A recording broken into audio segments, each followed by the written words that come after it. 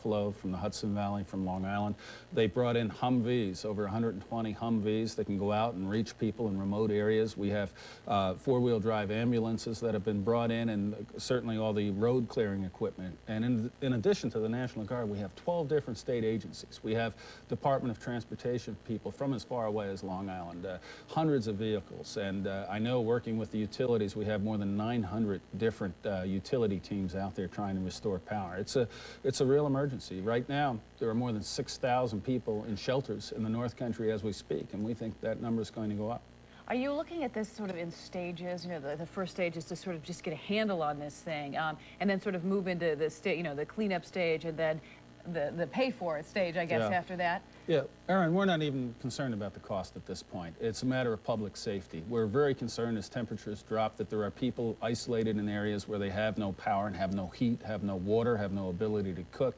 Obviously, public safety is the first concern, getting power back on. There are nursing homes now that don't have power. There are shelters. We wanted to have the Plattsburgh Armory as a shelter. As of a few hours ago, it didn't have power. So those are the first priorities. We're not concerned about cost, but at the same time, we're trying to do everything we can to help. We even have 3 different units going around to dairy farms with the portable generators and an electrician, so that, and we're working with our Department of Agriculture to know where those large dairy farms are so we can send the National Guard people in to try to help them with the milking. So we're doing everything at every possible level. There are almost 3,000 different state people in the North Country now, and if we could get more, we will get more. We know some of the shelters are running low on food, some are losing power. Is there anything specifically being done for the shelters to try to make sure that they have enough supply? Yes, we've brought up Office of Mental Health food supplies from the Hudson Valley, and we now are in a position to feed 60,000 people for 10 days. And that is, if it's not here, it's on the way and will be here soon. So we're confident that from the standpoint of food supply, we're going to be fine. It's just a question of isolated people who can't get to the shelters, who we don't know are without heat or food or water.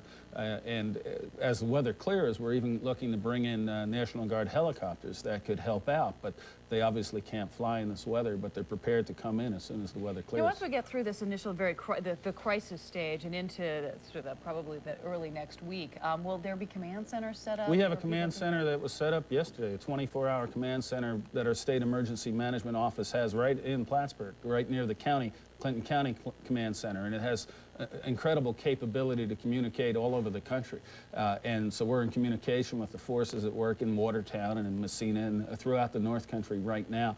They'll be here for a long time, I'm afraid. And we've asked for federal assistance. We've filed a request that the federal government designate it as a disaster area, and we're hopeful that that will come sooner rather than later. And the priority for the National Guard troops at this point, clear the road so the power crews can get in. Clear the road so the power crews can get in, and also help in response to 911 calls. We have four-wheel drive ambulances that are heated, four-wheel drive Humvees that can get to places that other vehicles can't get to. So if there's a problem, call 911. They're coordinating well with our agencies, and we will do our best to get through to help people.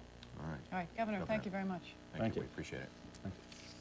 Well, this storm is like none that we've ever seen here in the Champlain Valley. It is bad in the Champlain Valley, but it is worse in other places. Yeah, they're having a lot of problems, as you probably know by now. North of the border, 1 million Canadians have no power, and they've been dealing with this ice since Monday now. Since Monday. Also, in the St. Lawrence Valley, which of course is just to the west of the Champlain Valley, massive power outages. In fact, we spoke with NIMO officials this afternoon. They say they'll have to go up in helicopters just to assess the damage, and they're saying at least 2 weeks. 2 weeks before power is restored. NIMO says, get this, 99% of its customers are without power tonight. That's in the northern part of New York. That's unbelievable when you think about that. Also, the power companies have asked us to remind people that are using generators to make